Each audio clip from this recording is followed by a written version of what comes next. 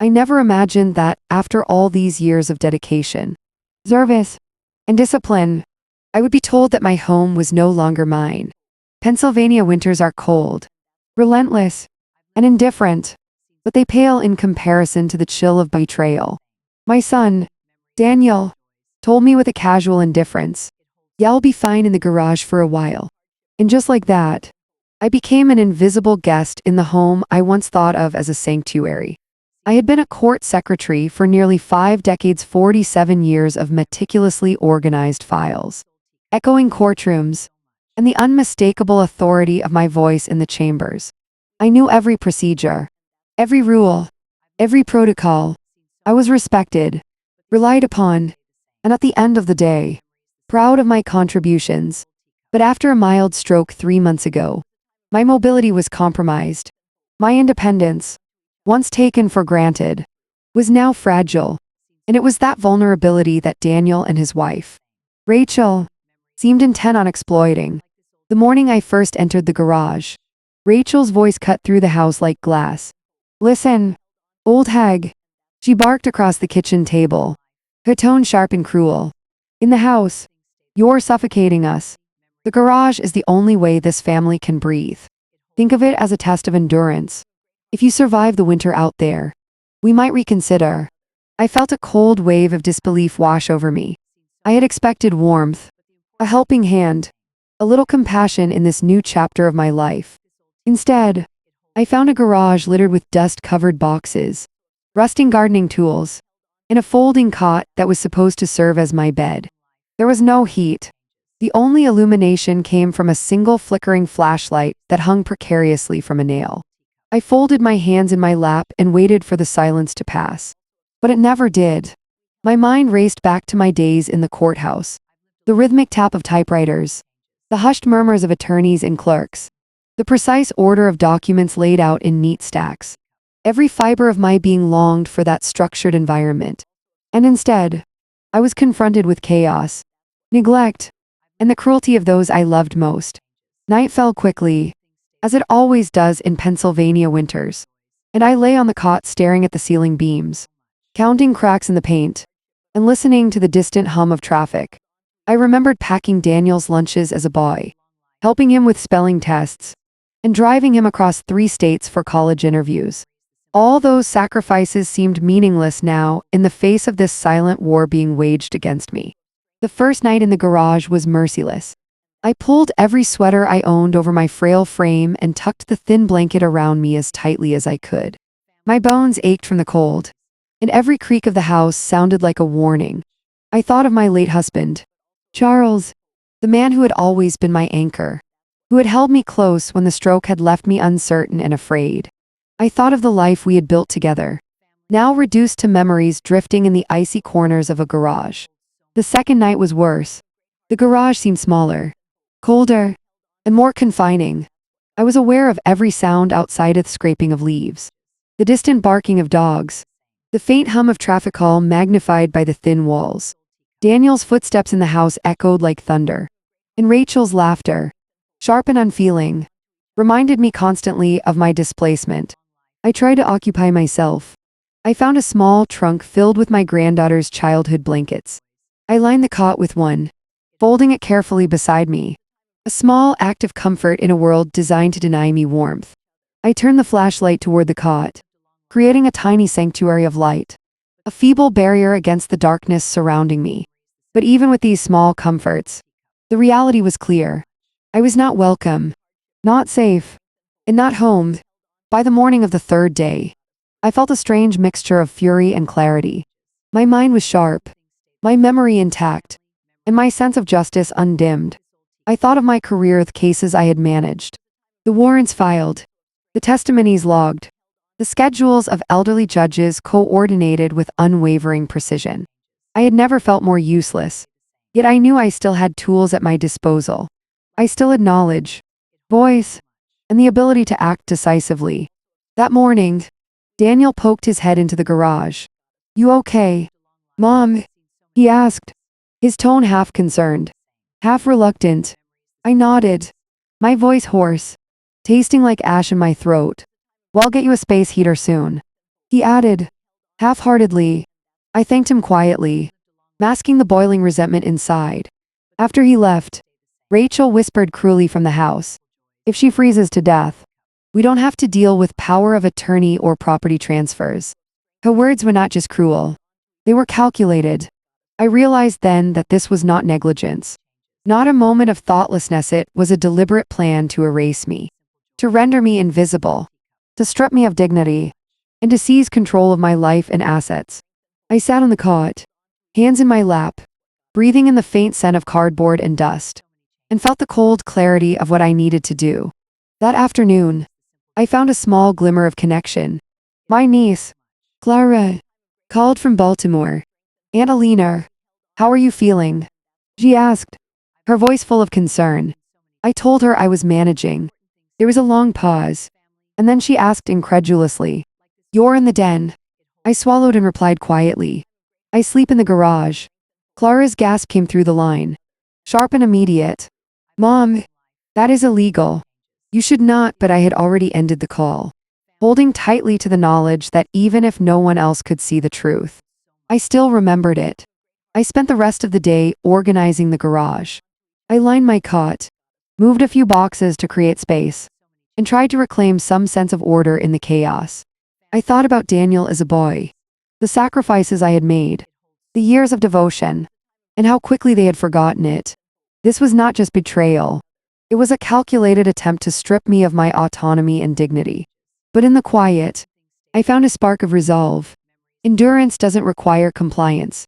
Survival doesn't mean silence.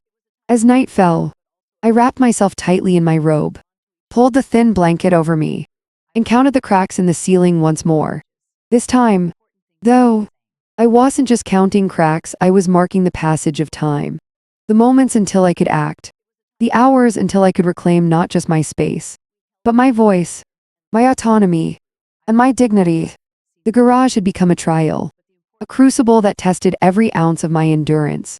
But even in the cold, in the isolation, in the whispered cruelty of my own family, I remembered who I was. I was Alina May Harper, a woman who had lived with precision, served with integrity, and fought with intelligence. And I was only beginning to realize that the fight wasn't over. Tomorrow would bring more cold, more whispers, more cruelty, but it would also bring clarity. And that clarity, I knew, would be my weapon. The morning after my third night in the garage, the cold felt sharper than ever. I rubbed my arms, trying to keep warmth from fading.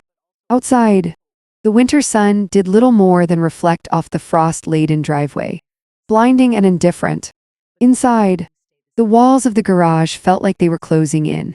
But in my heart, something had begun to shift. I realized that fear, though powerful, was not absolute. I could endure. I could plan. I could fight. I had always been careful, precise, and meticulous. These qualities that had defined my career as a court secretary became my secret weapons now. I remembered the smartwatch my granddaughter Sophie had gifted me last Christmas. "It records if something happens," she had said, full of pride. I had laughed then, thinking it was more of a novelty than necessity. But in that moment, it became the first real tool of resistance. I retrieved the watch from the bedside drawer of the garage, powered it on, and ensured every setting was activated. Voice recording, location tracking, activity logging, everything. I would not be invisible. Not anymore. The small device hummed with quiet potential, a sentinel at my wrist, ready to capture every word, every plan, every cruel intention whispered in the house. Daniel poked his head in mid-morning. "How are you feeling today, Mom?" His voice carried a mix of perfunctory concern and something else, hesitation, perhaps even guilt. I kept my response brief. "I'm fine." But inwardly, I felt a spark of quiet satisfaction. He did not know that I had begun documenting every sound, every movement, every sinister comment, every laugh that cut like glass, every whispered plan to control or erase me. By late morning, Rachel was in the kitchen, humming to herself, oblivious to the fact that her words and actions were now part of a growing record. I moved silently in the garage, setting the watch to record, adjusting the cot, and organizing small personal items so that my space, though constrained, could support long-term endurance. My thoughts drifted to the career I had spent nearly 50 years cultivating, the meticulous attention to detail, the precision, the ability to anticipate outcomes. All of that training, which had once managed court cases, now helped me strategize my survival. Later that afternoon, I called Clara, my niece. I needed guidance, a reality check, and perhaps a sliver of moral support. Clara, I said, keeping my voice steady. I've been in the garage for 3 nights now. The house. They are trying to force me out. There was a sharp intake of breath on the other line. Elena, that's elder abuse. You need help immediately. The words sparked a fire I hadn't realized had been dormant. I began recounting the small cruelties, the dismissive comments, the threats hidden behind polite phrasing, the sheer indifference to my frailty. She listened quietly, interrupted occasionally to ask, "Are you safe? Have you contacted anyone?" I shook my head, though she couldn't see me. No, I wanted to assess things first. I don't want panic. I want clarity. Clara hesitated, then said, "You need a plan. You need documentation. Everything you've told me, Elena, is serious. They can't get away with this." I felt a rush of gratitude, a feeling I hadn't experienced since my husband passed. Support, connection, someone seeing the truth. The niece I had always loved, now a co-conspirator in my strategy to reclaim agency. That evening, I sat on my cot and reviewed my notes, both mental and physical. I had mapped out the garage, observed entrances, noted times when Daniel and Rachel were most active, and identified moments when their conversation betrayed their intentions. My smartwatch captured it all. Each recording file, each timestamp, was a silent witness to the reality they sought to hide. I also began thinking strategically about communication. I drafted a mental list of contacts who could help. Helen, my former colleague and retired family court attorney.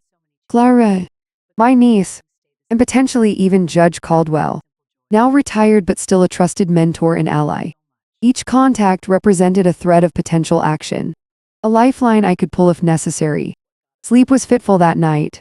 I listened to the muffled sounds of the household, the creaks and groans of an older house settling, and the occasional laugh or word from Rachel and Daniel. But this time, I did not fear them.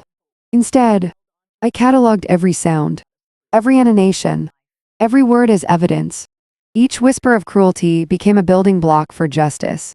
By the 3rd morning in a row, I felt a new clarity. The garage was no longer merely a prison, it was a vantage point. I had time to think, to plan, to observe. Daniel's casual cruelty, Rachel's calculated indifference, the dismissive gesture, as all of it became data. And with each passing day, the data built into a plan. I recalled memories of Sophie, my granddaughter, and the small lessons she had unwittingly taught me. One winter afternoon, she had told me, "Grandma, you always say it's important to record things so nothing is forgotten." At the time, I had smiled indulgently. Now, I realized how prescient her words had been. The smartwatch was my recorder, my witness, my silent ally. That afternoon, as I adjusted the cot and checked the watch, I realized something important. The cold, the isolation, and the betrayal had strengthened a resolve I didn't know was there. Fear no longer controlled me. Clarity did. I would endure. I would plan. I would act. And when I did, justice would follow, not in a rush, not in anger, but in the steady, meticulous way I had spent my life navigating the law. By the time evening fell, I had completed a full mental map of my next steps. I would continue documenting, continue observing, and continue maintaining my presence. Every small action, every small survival tactic, brought me closer to reclaiming my life. And for the first time in days, I smiled, not because I was safe, but because I had realized that even in the worst circumstances, one's mind and will are untouchable. I lay on the cot, wrapping the thin blanket around me, thinking about the days ahead. I would need patience, cunning, and endurance, but most importantly, I would need courage. Courage to face betrayal, to face cruelty, and to rise above it. And with that thought, I drifted into a cautious sleep, the soft hum of the city outside a reminder that life, in all its indifference, continued, and so would I. By the fourth morning in the garage, I had fully embraced my role as observer. No longer merely a victim, I became an active witness, cataloging every movement, every word, every cruel plan whispered within the walls of the house that had once been my home. My smartwatch hummed softly on my wrist, capturing each detail with precision. Daniel moved through the house like a man who believed he held all power, unaware that every word, every inflection, was now documented. He barked orders at Rachel about finances, scheduling, and responsibilities, not realizing that his mother, the woman he thought powerless, was recording, analyzing, and planning her response. Rachel, with her calm yet venomous demeanor, spoke to the house with the ease of someone who believes themselves untouchable. We just have to keep her out of the way a little longer. Once the winter passes, and she's weakened, she won't be able to fight anything. Her voice, soft but deadly, floated through the vents and into my recording. I listened and cataloged. Each phrase, each laugh, each subtle dismissal became a piece of the puzzle. I had a plan now, a strategy that relied on patience, observation, and meticulous documentation. I realized that I wasn't just surviving the garage, I was building a case. Quietly but powerfully. During the afternoon, I took stock of the garage again. Small improvements made it more livable, more sustainable for the weeks ahead. I lined the cot with blankets, arranged my medications for easy access, and ensured the flashlight and smartwatch were fully charged. Every small action reinforced my resolve. This was temporary, and every hardship was another step toward justice. Memories came unbidden. I recalled Daniel as a boy, his laughter filling the kitchen, his small hands clutching crayons, the excitement of school achievements, the endless hours spent helping him with homework. How had it come to this? The son who once held my hand during thunderstorms now sought to erase me from his life. It was a bitter realization, but bitterness alone would not guide my next step. Strategy would. That evening, I reviewed the recordings I had made over the past days. Rachel's whispered plans, Daniel's careless boasts about control and property, the casual cruelty, all were there in black and white, captured on a tiny device I had once considered trivial. Each file was a testament to their intent, their moral failings, and my growing power to act. I called Helen, my former colleague and mentor. After carefully reviewing the recordings, I spoke softly but with determination. Helen, I need your guidance. I've documented everything my son and his wife are deliberately trying to control and manipulate me. I need to know how to protect myself legally. Her response was immediate and unwavering. Elena, this is serious. We need to take action now. Elder abuse, financial coercion, this is all actionable. Do not confront them directly yet. Document everything. Maintain her safety. And I will guide you on next steps. I felt a surge of empowerment. With Helen's guidance, the strategy became clearer. This was no longer just about enduring cruelty. It was about reclaiming agency, asserting rights, and ensuring that justice would follow. Over the next few days, I perfected my observation schedule. I recorded conversations at breakfast, during mid-morning chores, and late at night when I suspected their voices lowered to conspiratorial tones. I kept a journal of dates, times, and the content of interactions. My system was meticulous, reflecting the precision that had defined my career in the courthouse. In quiet moments, I allowed myself brief reflections. I remembered my late husband, Charles, who had always reminded me that one's integrity is one's greatest asset. I remembered Sophie, my granddaughter, who had unwittingly provided me the tool that became my lifeline. I remembered my own strength, cultivated over decades, which no one, not even my song, could take away. There were moments of anger, moments of doubt, moments when the isolation and cold pressed against my resolve. But I countered each with reason, strategy, and a deep sense of purpose. I realized that my endurance was not passive. It was active. My mind was sharp, my documentation precise, and my plan unfolding. One evening, Rachel's voice floated down the hallway again. talking to a friend on the phone. We just need to wait until she's completely powerless. Once she's weakened, we can finalize everything. The casual cruelty in her tone made my blood boil. But I forced calm. Each word was a building block in the case I was quietly constructing. By the end of the week, I had amassed a significant collection of evidence. The recordings, notes, and observations formed a coherent picture. A deliberate campaign of manipulation, control, and neglect. I organized everything meticulously, ready for the day when I would no longer have to endure silently. I also began thinking about the future beyond this conflict. What would I do once I reclaimed my home, my dignity, and my peace? How could I ensure that others, particularly women and elders, would not be subjected to similar betrayal?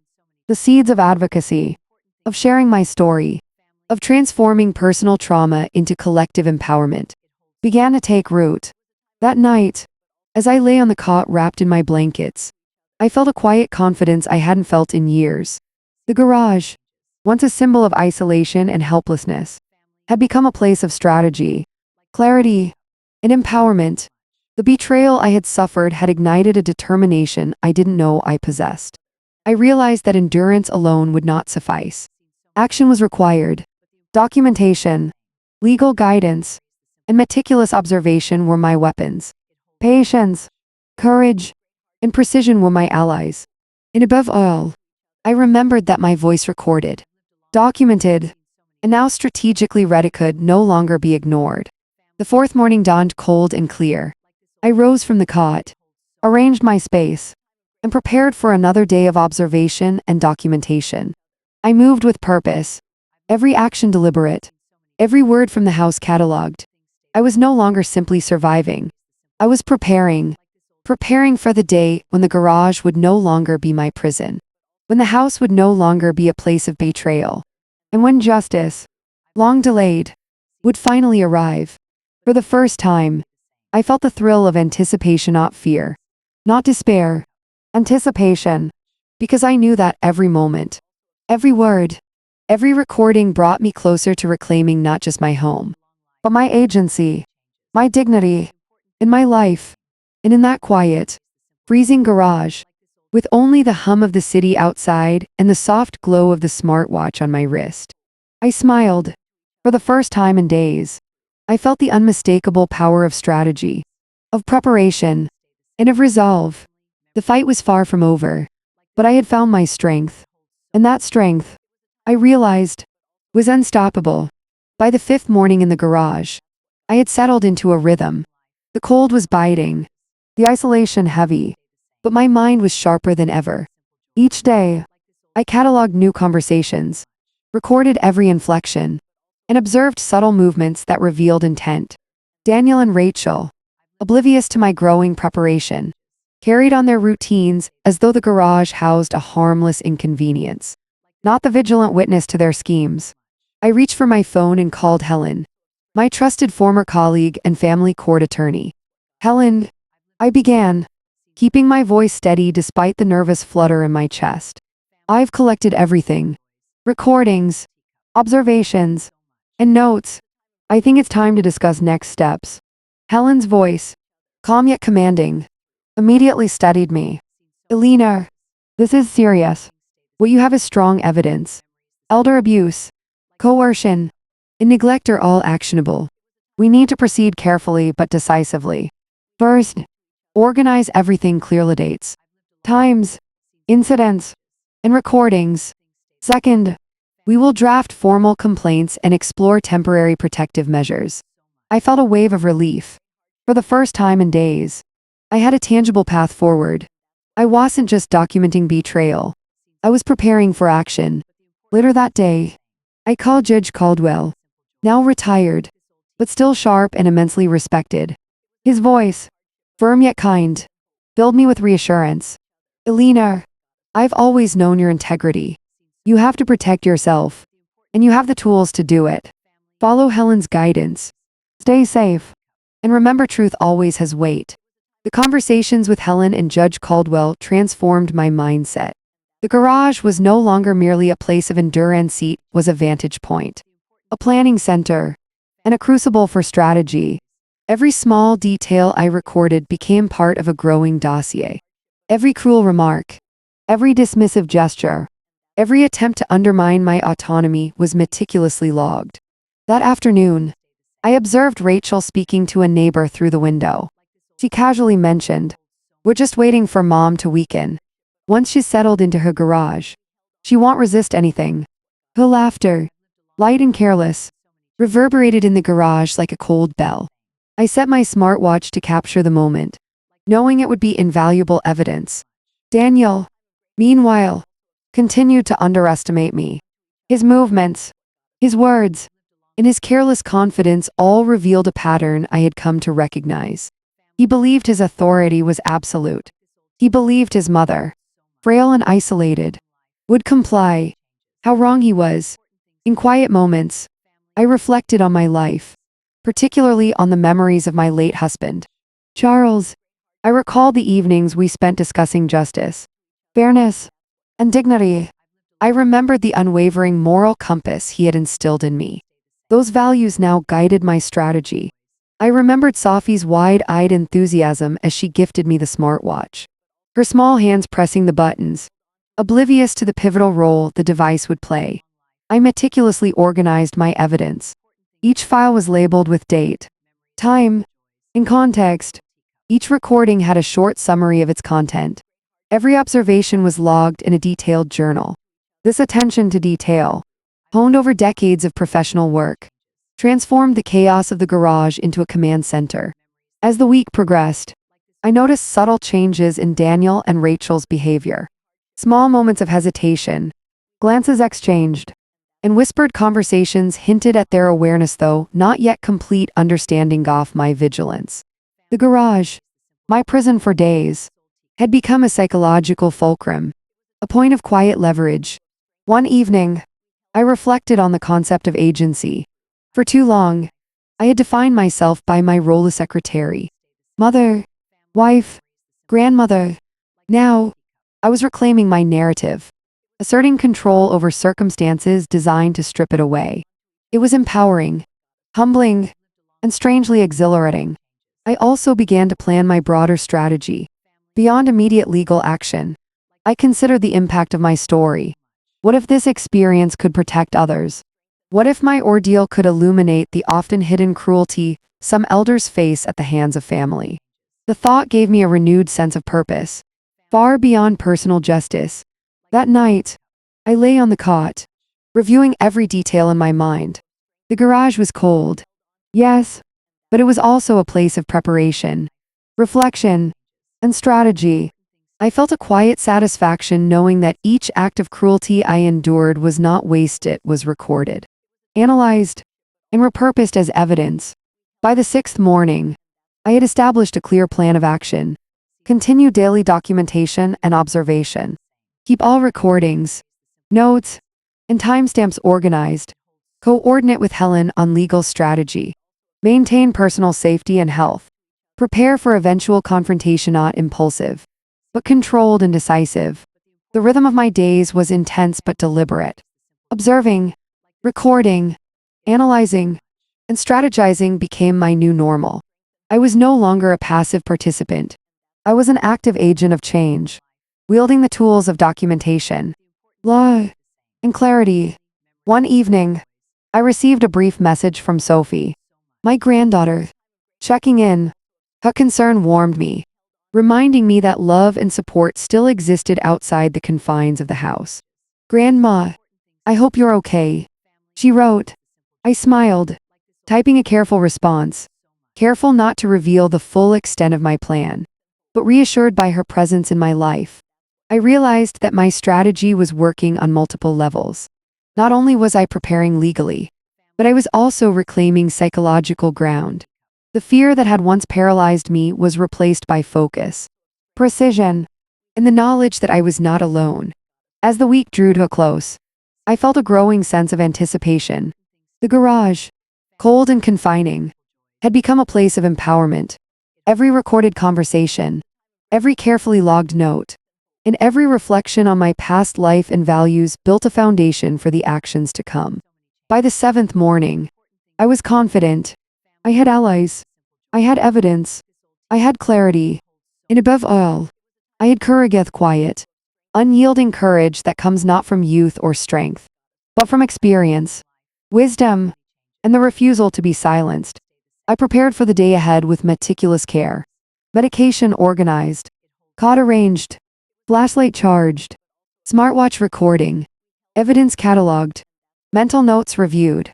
Every small detail reinforced my readiness. The garage, once a symbol of betrayal and isolation, had transformed into a command center, a sanctuary of strategy, and a crucible for empowerment. I had endured the cold, the cruelty, and the isolation, and in doing so, I had discovered a strength that no amount of betrayal could diminish. And as the sun rose over Pennsylvania, casting pale light through the small garage window, I smiled quietly. The fight was far from over, but I was ready, prepared, determined, and nothing, not Daniel, not Rachel, not even the cold could stop me from reclaiming my life. The garage was no longer a prison. It was the foundation of my eventual victory. By the 8th morning, a quiet anticipation had settled over the garage. The cold was still biting, but my mind was clear, precise, and focused. Each day of observation and documentation had strengthened my resolve. Every recording, note, and logged observation was now ready to be used strategically. It was no longer a question of survival, it was a matter of action. I reviewed the files one last time before moving. Daniel and Rachel had grown careless. Their whispers and jokes, which once seemed harmless, were now captured clearly. Every detail logged meticulously. I had the evidence I needed. Now, it was time to turn preparation into action. Helen had advised patience and precision. "Elena," she said over the phone, "you have a solid case. The next step is to make your presence felt. Move back into the house temporarily. Assert your rights, but do so with strategy. Avoid confrontation that could escalate physically. But make sure the legal weight behind you is undeniable." I felt a strange thrill as I organized my few belongings. The cot would remain for sentimental purpose, a reminder of endurance, but it was time to reclaim the spaces that had once been mine. Each blanket, each small personal item, was packed carefully. My smartwatch was fully charged, ready to record the coming interactions, and every note was secured. I was no longer hiding. I was preparing to step into the light of justice. The drive from the garage to the main entrance of the house felt surreal. Snow crunched under my shoes, and the cold wind bit my cheeks. But I walked steadily, deliberately. I opened the front door with calm determination, placing a gentle hand on the doorknob as though it were the handle to a new chapter. Daniel looked up from his laptop at my entrance. "Mom." His surprise was evident, but there was also hesitation, perhaps a flicker of uncertainty. "I'm back," I said quietly but firmly. "Helen and I have been organizing everything. We need to discuss the situation immediately." Rachel froze mid-step in the kitchen. Her voice wavered for just a second. You can't just." "I can," I interrupted. "And I will." I walked to the kitchen table, placing the folder containing my organized evidence before them. The weight of decades of careful observation and documentation sat in that folder. Each note, each timestamp, each recording was a testament to their deliberate cruelty. Helen's advice echoed in my mind. Assert presence, remain calm, and let the evidence speak. I did not raise my voice. I did not demand. I simply presented the facts. Daniel leaned forward, scanning the pages. "Mom, this is serious," he muttered. His tone carried fear now, subtle but unmistakable. "Yes," I replied evenly. "And it is something that cannot be ignored. Elder abuse, neglect, and coercion are all actionable. Helen will be assisting, and Judge Caldwell has been briefed. You have 1 hour to vacate any spaces necessary for me to reclaim my life." Rachel's face went pale, and she staggered back slightly, clutching a coffee mug she hadn't been drinking. The mug clattered to the floor. "This isn't. You can." "I can," I repeated, calm, unyielding. "And I am. Every small cruelty you have committed has been documented. Your intentions, your conversations, your manipulations, they are all part of a legal record now. It is time for you to face the consequences of your choices. In that moment, I realized the power of preparation and patience. The fear that had once gripped me was replaced with clarity and control. The garage, which had seemed like a prison, had transformed into a command center, a crucible of resilience. It was here that I had built the strategy that allowed me to face them without anger, but with precision and authority. By late afternoon, the garage was officially cleared. The few items I had left behind remained untouched, but the symbolic act of reclaiming the main house had already occurred. I walked through each room, noting spaces once denied to me, now mine by right and by strategy. The warmth of the house felt like a small reward for endurance, but it was the psychological reclaiming that mattered most. Over the next days, I coordinated with Helen to formalize protective orders, document financial irregularities, and ensure that Daniel and Rachel's attempts to control or coerce me were legally halted. Judge Caldwell's guidance proved invaluable, providing clarity and legal insight that strengthened the impact of my actions. During this period, I also reflected on resilience, the kind of resilience that is born not from strength alone, but from wisdom, observation, and patience. I thought of Sophie, whose small gift of a smartwatch had become an instrument of empowerment. I thought of Clara, whose encouragement had reminded me that I was not alone. And I thought of Charles, whose lifelong insistence on integrity now guided every step I took. For the first time in weeks, I felt a measure of peace. The fight was not over. Entire legal processes take time, but I had reclaimed agency. I had transformed fear into action, helplessness into strategy. Every move I made was deliberate, every word calculated, every gesture purposeful. And as the evening light filtered through the windows, casting warm tones across the kitchen table, I realized that justice, though slow and methodical, had begun to arrive. The garage was behind me. The house, once a place of betrayal, was now a symbol of endurance, preparation, and empowerment. I smiled quietly, knowing that the journey was far from over, but confident that each day brought me closer to full reclamation of my life. Dignity and peace. The fight had begun in the cold, lonely garage, but it would culminate in fairness, clarity, and restored autonomy. The garage had been a crucible, but it had also been the foundation of my eventual victory. And for the first time in weeks, I felt not just survival, but triumph on the horizon. The first weeks after reclaiming my home were a mixture of relief, adjustment, and reflection.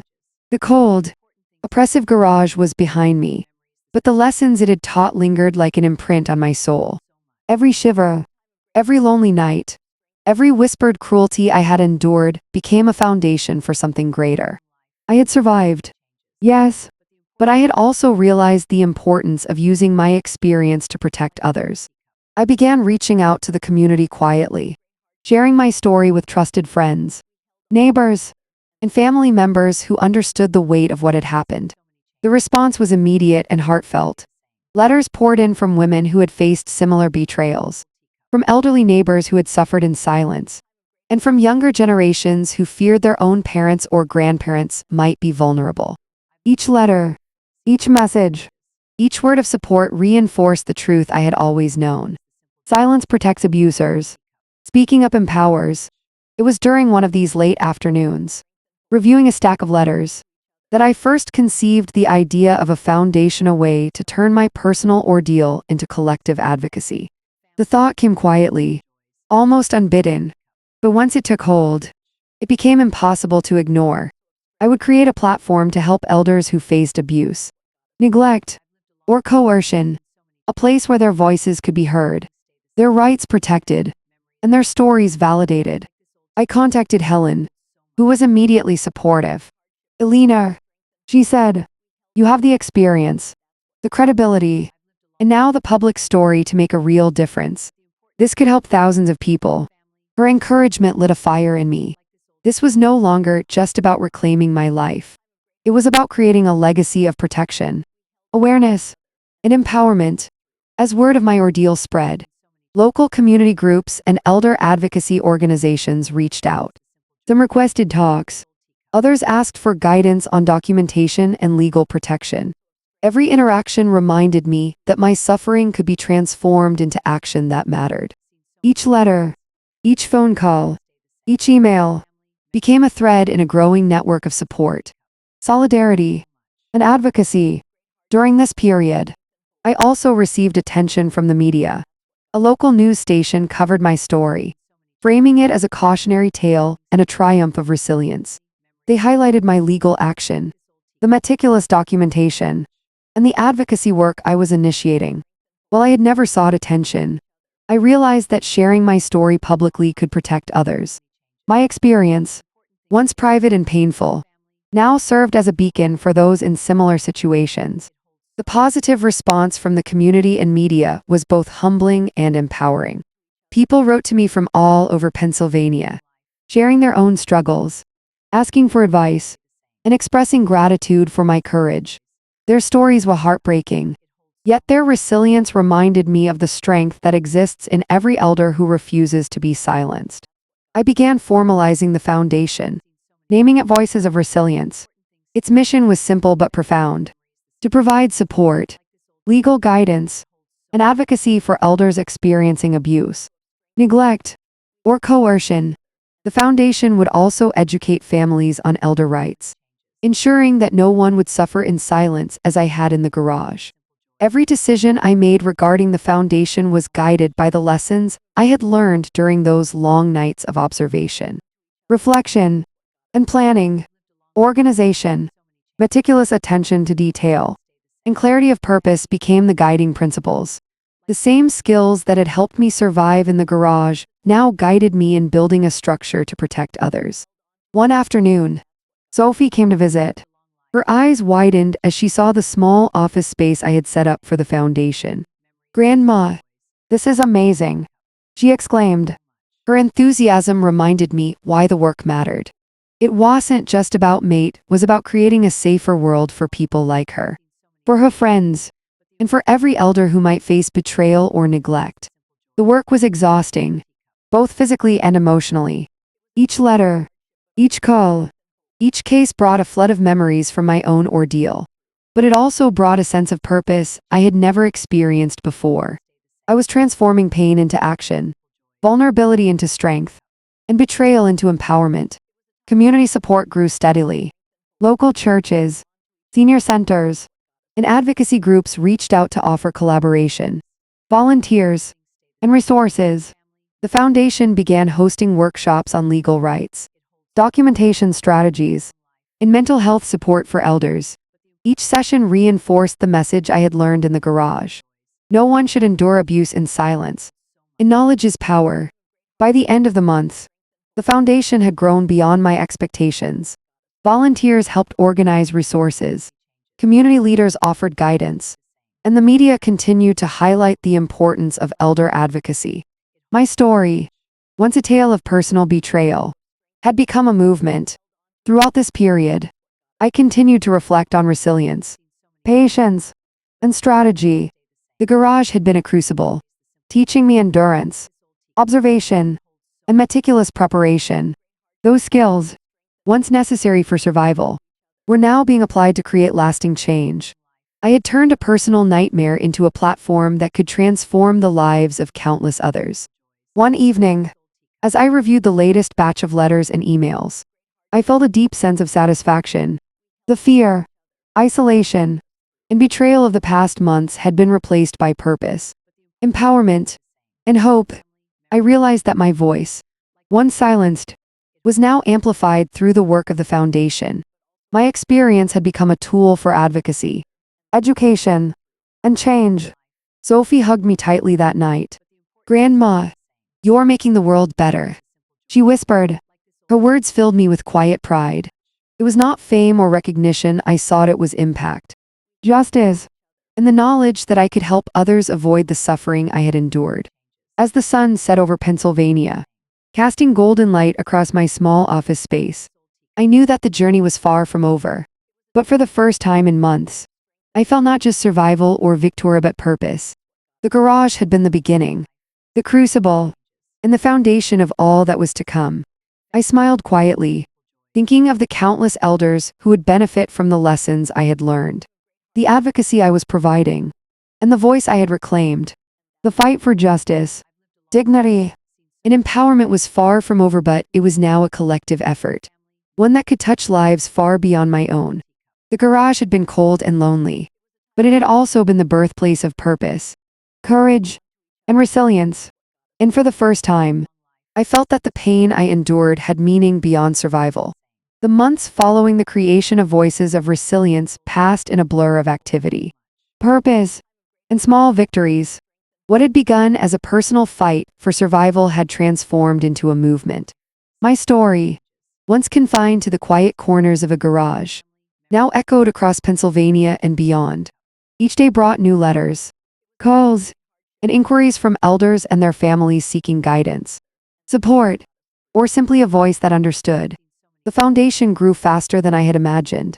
Volunteers, inspired by the story of my endurance, offered their time, resources, and energy. Lawyers, social workers, and retired judges joined our advisory board, lending credibility and depth to our mission. Workshops were hosted regularly at local community centers, libraries, and senior facilities. I began traveling short distances to speak at events, sharing both my story and practical advice for elders facing neglect or abuse. Media coverage expanded from local stations to national outlets. A feature on a morning news program highlighted my journey from the cold, lonely garage to creating a nationwide advocacy platform. The segment was respectful, empowering, and widely shared. Calls, emails, and messages flooded in from across the country. People shared their own experiences, thanked me for speaking up, and asked for guidance. The sheer volume of response was overwhelming, but deeply affirming. Through it all, I never lost sight of the lessons learned in that garage. Observation, patience, and meticulous planning were as vital now as they had been during the darkest nights of my displacement. Every email, every case, every public engagement was approached with precision. My goal was not attention, it was impact. The national recognition brought unexpected opportunities. I was invited to speak at conferences on elder rights, legal advocacy, and community awareness.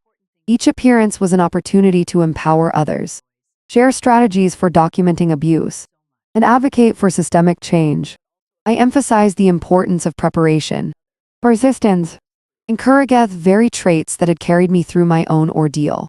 Despite the outward success, I remained grounded. Each story of abuse, neglect, or coercion reminded me of why I had begun this journey. The letters from elders who had been silenced, the gratitude from family members who had felt powerless, and the subtle shifts in community awareness were constant reminders that my work mattered.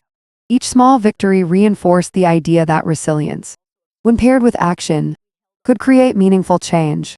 During these months, I also reflected deeply on the personal impact of my ordeal. The betrayal by Daniel and Rachel had left scars, but it had also illuminated the depth of my own resilience. I understood now that strength is not measured solely by physical endurance, but by the ability to observe, strategize, and act with purpose. The garage, once a symbol of despair, had become the foundation for a life of empowerment and advocacy. I began documenting the journey of Voices of Resilience, writing articles, preparing speeches, and collaborating with journalists who wished to highlight elder advocacy. Each piece emphasized the importance of visibility, the power of documentation, and the necessity of community support. My story was no longer a personal narrative alone, it had become a blueprint for action, inspiring others to reclaim agency and demand justice. The response from the community continued to grow. Senior centers invited me for workshops on legal rights, safety planning, and mental health support. Families reached out, seeking guidance on protecting their elders. Even policymakers began contacting the foundation for insight into elder protection laws and advocacy strategies. The movement was gaining momentum, fueled by the principles I had learned during my own fight. Clarity, preparation, and courage. Through it all, I remained mindful of the personal journey. Reflection became a daily practice. I thought of Sophie, whose small gift of a smartwatch had catalyzed the initial phase of action. I thought of Clara, whose guidance and encouragement had reminded me that I was never alone. And I thought of Charles, whose teachings on integrity, patience, and justice had shaped the very foundation of my character. By the time spring arrived, Voices of Resilience had established partnerships with other national elder advocacy groups. The movement was no longer confined to Pennsylvania, it had spread to multiple states, providing guidance, resources, and hope to thousands. The letters of gratitude and stories of transformation became a testament to the power of action born from resilience. Yet even as the foundation thrived, I remained focused on the personal aspect of justice. The legal processes involving Daniel and Rachel were ongoing, and while their attempts to control or manipulate me had been curtailed, the emotional closure of the situation remained pending. I understood that justice is often a slow, methodical process, but patience, as I had learned, is a tool as potent as courage. One afternoon, as I reviewed correspondence from a newly formed advocacy coalition, I felt a profound sense of fulfillment. The work I had begun in the confines of a cold, lonely garage had grown into something enduring, impactful, and far-reaching. My personal struggle had become a platform for collective empowerment. My story, once private and painful, was now a source of hope, guidance, and education. In quiet moments, I reflected on the journey. The night spent counting cracks in the ceiling of a garage, shivering under thin blankets, had shaped the strategies, patience, and resilience that now define my life. The betrayal, cruelty, and isolation had not defeated me, they had refined me. The anticipation of full emotional closure with Daniel and Rachel remained. But I no longer felt powerless. The foundation, the community support, and the public recognition reinforced the truth. My voice could not be silenced, and my impact was already real. By summer, Voices of Resilience had established a small annual conference, bringing together elders, advocates, legal professionals, and community leaders to share strategies, stories, and solutions.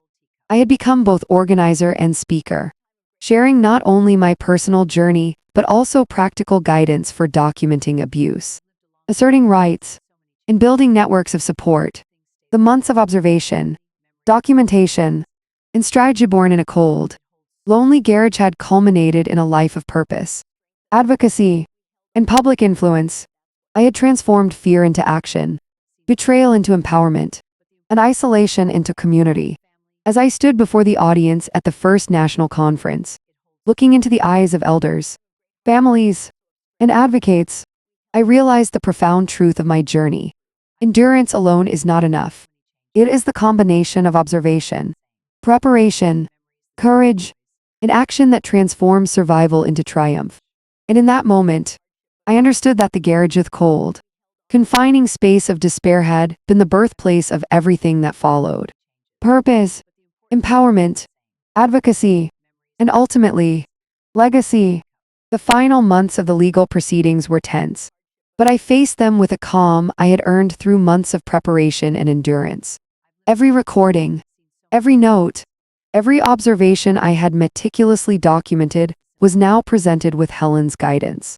The courtroom, once a place I had walked with trepidation in my youth, now felt like a stage for justice. Daniel and Rachel sat across from me, their expressions a mix of defiance and unease. They had underestimated the depth of my preparation, the clarity of my purpose, and the meticulous evidence I had gathered. As Helen outlined the case, I remained composed, confident in the truth I had cultivated through observation and documentation.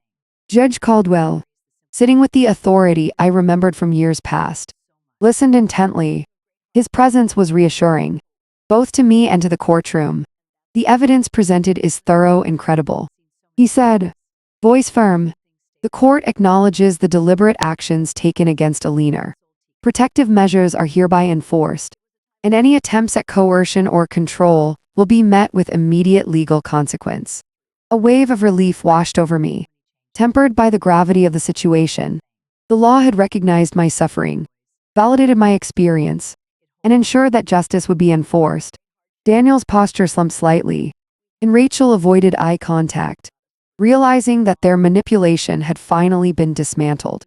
The formal protective orders were established, ensuring my autonomy, access to property, and freedom from interference. Financial accounts was secured, and any attempt to undermine my independence was legally prohibited. The battle I had begun in a cold, lonely garage had reached its conclusion not through anger or revenge, but through patience, preparation, and unwavering determination.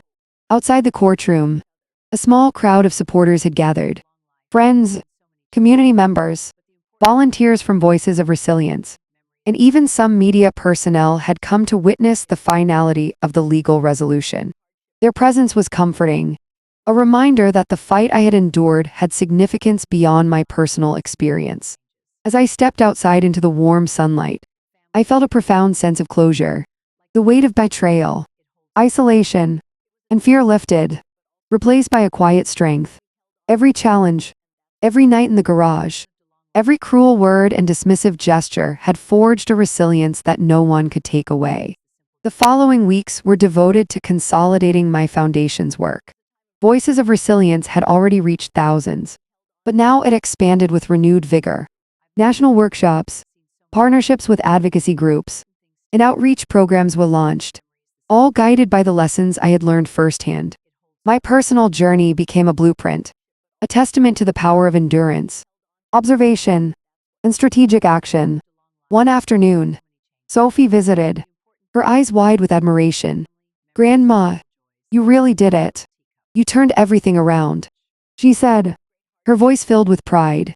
I hugged her tightly, realizing that this victory was not mine alone, it was for every elder who had felt powerless, every family member who had suffered in silence, and every advocate working to ensure that no one is left unheard. Clara called that evening. "Elena, you've done more than survive, you've inspired a movement," she said warmly. I smiled, thinking of the journey from a cold garage to national recognition. It wasn't easy, I admitted, but every step was worth it. In quiet moments, I reflected on the lessons of endurance. Strength is not always visible. It often resides in observation, patience, and deliberate action. Courage is not loud. It is consistent. And justice, when pursued with clarity and persistence, is inevitable. The house, once a site of betrayal and isolation, had become a sanctuary once more. Each room held memories of the past months, but also the quiet triumph of resilience. The garage, though now empty of suffering, remained a symbol, a reminder that even in the coldest, loneliest spaces, strength and strategy can transform despair into empowerment. The foundation continued to grow. Elders across the country found guidance and support, their stories amplifying the message that abuse, neglect, and coercion cannot be ignored. Public awareness campaigns, educational workshops, and legal advocacy initiatives flourished, all built on the principles I had cultivated through my personal journey. And finally, on a serene evening, I sat in the sunlit living room, reflecting on the path that had led me here.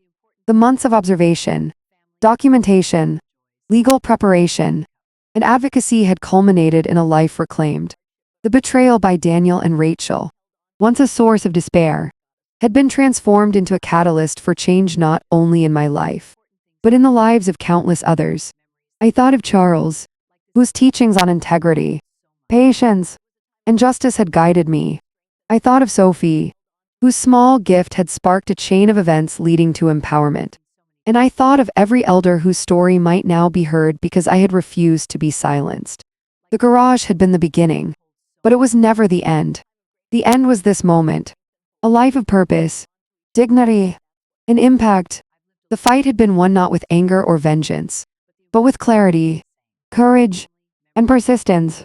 And as the sun set over Pennsylvania, casting a warm glow over the house that was finally mine, I smiled. The journey had been long, the nights cold, and the betrayal deep, but it had forged a strength that would endure forever. I had reclaimed my home, my life, and my voice. I had transformed suffering into purpose, isolation into community, and betrayal into empowerment. The garage, once a symbol of despair, had become the foundation of everything I had achieved and everything I would continue to achieve. And in that quiet, golden light, I knew with certainty that I was finally free. The end.